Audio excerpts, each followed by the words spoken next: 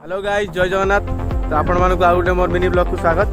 तो आम आसी जाइए आम पाड़ को आम पाड़ तो पक्ष देखिपार सब गछ लगी। तो आपण मानक देखे कौ कौ गछ सब लगी चलो देखिपार ये आमर बीम छुई लगी तो बड़ आकार तो आम एपटे देखा कखारू छोट छोट लगी बट ए बड़ है सब बड़ तापर आमर देखिपार पोई लगी काकुड़ी भी लगी आउ पछरे आमर पोखरी अच्छी आम आसलु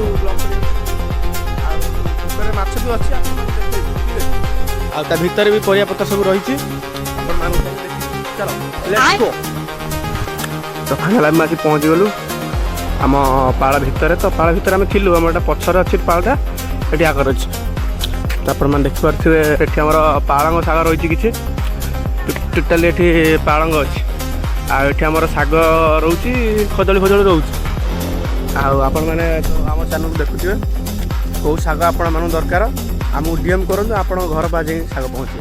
नमस्कार जय जगन्नाथ।